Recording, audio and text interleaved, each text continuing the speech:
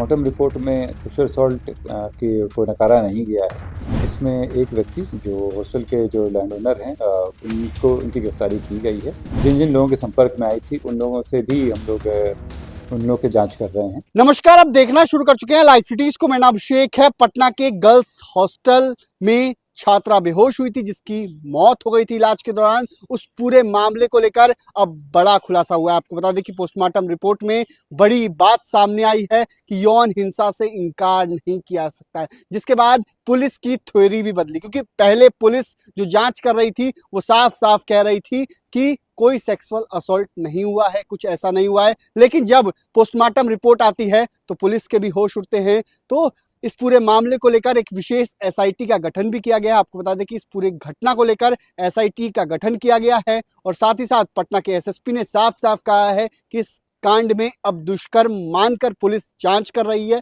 दुष्कर्म को लेकर पुलिस इस पूरे मामले में जांच कर रही है और जांच का दायरा भी बढ़ाया गया है। पटना से लेकर जहानाबाद तक जांच की जा रही है। कई लोगों से पूछताछ भी की जा रही है। लेकिन जिन डॉक्टरों ने पहले रिपोर्ट बनाई थी उन डॉक्टरों पर भी पटना पुलिस कार्रवाई कर सकती है। अगर गलती पाई गई, अगर जानबूझकर गलत रिपोर्ट दी गई पटना पुलिस को, तो एक्शन लिया जाएगा। तो क्या कुछ कह रहे हैं पटना के एसएसपी कार्तिकेय के शर्मा, पहले आप वो सुनिए। मामले में क्या है जो अभी तक का आया है, कल एक हम लोग उस संबंध में पोस्टमार्टम रिपोर्ट प्राप्त हुआ है। पोस्टमार्टम रिपोर्ट में सेक्सुअल असॉल्ट को नकारा नहीं गया है और हम लोग अभी पोस्टमार्टम रिपोर्ट को सत्य मानते हुए इस कांड को मानते हुए कि इसमें सेक्सुअल असॉल्ट हुआ है, इस पे आगे तक कार्रवाई कर रहे हैं। इसमें एक व्यक्ति जो हॉस्टल के जो लैंड ओनर हैं उनकी गिरफ्तारी की गई है। इसमें हम लोग जो दायरा है उसको बढ़ाते हुए अब विभिन्न पहलुओं पर जांच कर रहे हैं। फॉरेंसिक की टीम भी उस दिन घटनास्थल पर गई थी, उनके द्वारा भी कई साक्ष्य एकत्रित किए गए हैं और उसका एनालिसिस होना बाकी है अभी। इसके अतिरिक्त जो पीड़िता हैं वो जहाँ जहाँ गई थी, जिन जिन लोगों के संपर्क में आई थी उन लोगों से भी हम लोग उन लोगों की जांच कर रहे हैं। अभी तक जो जानकारी प्राप्त हुई है उसमें है कि 26 से लेकर 5 तक ये अपने घर पे थी। 5 को जब ये यहाँ आई हैं हॉस्टल में और उसके बाद ये 6 को स्थिति में पाई गई हैं।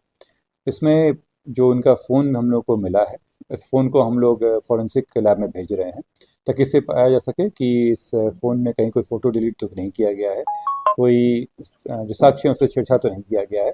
इन सब पे कार्रवाई करते हुए जो आगे अनुसंधान आएगा वापस अवगत कराया जाएगा। और सर परिजनों का आरोप है कि हॉस्टल संचालक और हॉस्पिटल की एक महत्वपूर्ण भूमिका है जिसे छुपाने की, इससे खासकर उनके डॉक्टर की भूमिका पर सवाल उठा रहे हैं। जैसे मैंने आप लोगों को बताया कि जो हम लोगों को डॉक्टर का ओपिनियन प्राप्त हुआ है, जिस तरह से इलाज प्रिस्क्रिप्शन वगैरह मिला है, उस बेसिस पे हम लोग बेहतर कार्रवाई कर रहे हैं। अभी जो पोस्टमार्टम रिपोर्ट आया है उसमें जो बातें आई हैं उसी को सही मान रहे हैं हम लोग।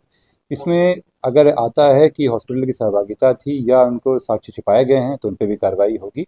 ये जांच का दायरा सभी के लिए ओपन रखा गया है क्योंकि सबूतों से छेड़छाड़ नहीं हो, इसीलिए वहाँ पे एक व्यक्ति को हिरासत में लिया गया है। और अगर किसी भी व्यक्ति की या डॉक्टर की आती है इसमें तो उनको भी जांच में लाया जाएगा, उन पर कार्रवाई की जाएगी। महिला के परिजनों ने आरोप लगाया है कि हॉस्टल संचालक की तरफ से उन्हें पैसा भी देने की कोशिश की गई थी कि आप इस केस को रफा दफा कर दें। इसमें जैसे मैंने आप लोगों को कहा कि अभी चूंकि वो साक्ष्य नहीं कर सके इसलिए एक व्यक्ति की गिरफ्तारी भी की गई है और जो जांच के दायरे में अगर ये बातें आती हैं कि किसी की सहभागिता थी इसमें या किसी के द्वारा ये घटना किया गया है उनको बख्शा नहीं जाएगा। सर इसमें एक पॉइंट ये भी है कि लेडीज डॉक्टर जो गायनेकोलॉजिस्ट जिन्होंने उनका परीक्षण किया, उनकी तरफ से जो रिपोर्ट दिया जिस आधार पर पुलिस ने बयान दिया कि किसी तरह की घटना हुई, उसको सर कितना संदिग्ध मानते हैं सर? ये क्या जांच के दायरे में? देखिए, हम लोग जो एक्सपर्ट ओपिनियन होता है उसको मानते हैं। जो डॉक्टर्स का रिपोर्ट आता है उस बेसिस को सही मान के हम लोग अनुसंधान में मदद करते हैं। क्योंकि हम लोग पेशे से डॉक्टर नहीं हैं तो जो मेडिकल ओपिनियन होता है उसी को सही मान के चलाया जाता है।